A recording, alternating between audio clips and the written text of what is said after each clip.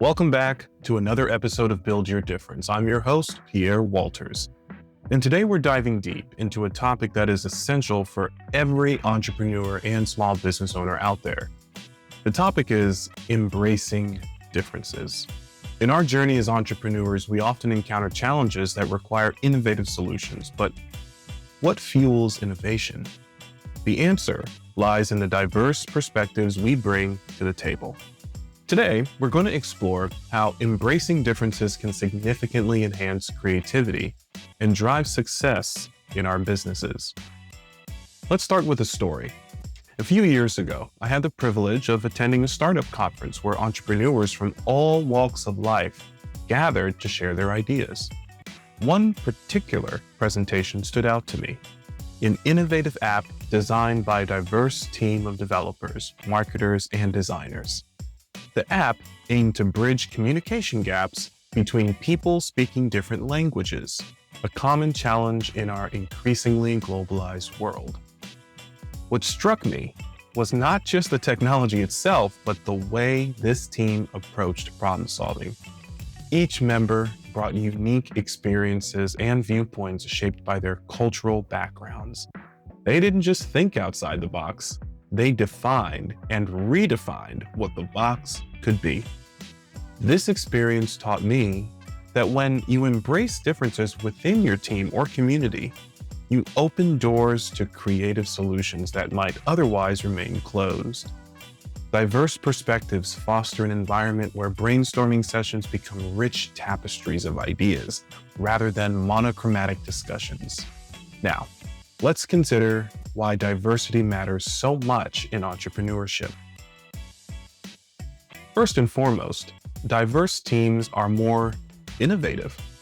Research shows that companies with diverse leadership are 35% more likely to outperform their competitors in profitability.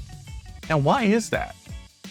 It's because individuals from varied backgrounds approach problems differently. They see angles others might overlook.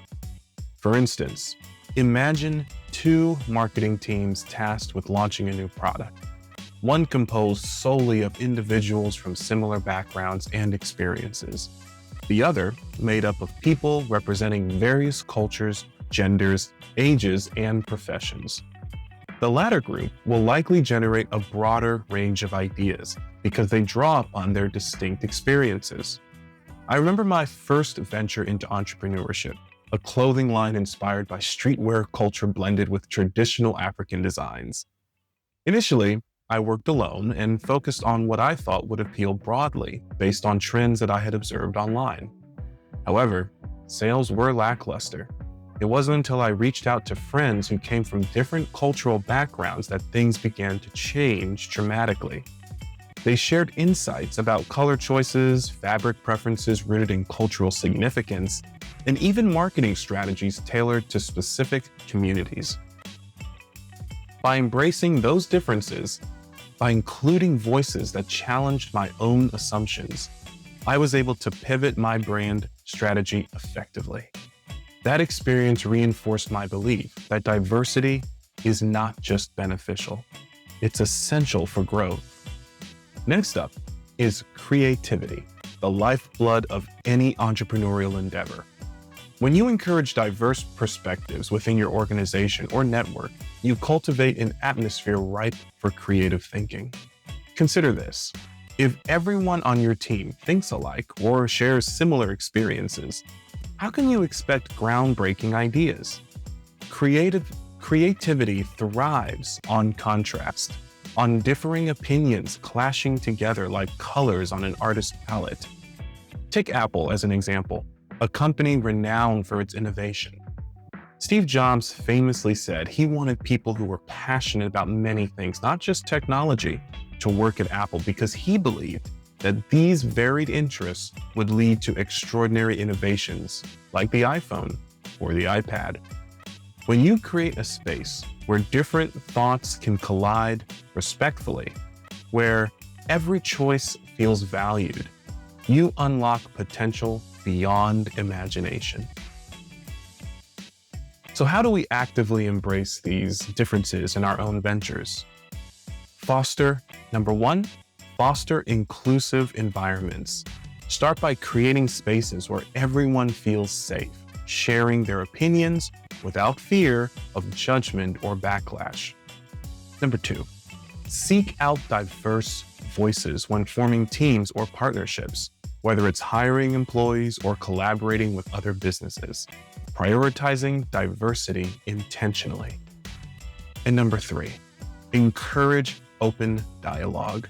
Facilitate discussions around varying perspectives regularly. Celebrate those differences instead of shying away from them. And number four, be willing to learn. Approach conversations with curiosity rather than defensiveness. Be open-minded about understanding someone else's point of view, even if it challenges your own beliefs.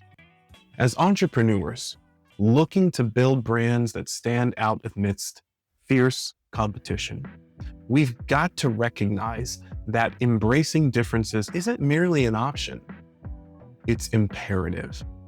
Before wrapping up today's episode, I want to leave you with this thought. Innovation doesn't happen in isolation. It flourishes when we dare to step outside ourselves, to listen deeply, to learn profoundly, and ultimately, to collaborate across divides. Remember my story about developing my clothing line? Well, it wasn't until I opened myself up fully that I discovered true potential, not only for my business, but also personally as an entrepreneur committed wholeheartedly towards building something meaningful. Thank you for joining me today on Build Your Difference. If you found value in this episode or know someone who could benefit from hearing it, please share it widely. Together, let us continue building brands rooted firmly within authenticity while celebrating each unique contribution along our journeys ahead. Until next time, I want you to keep striving towards excellence while embracing every difference along your path.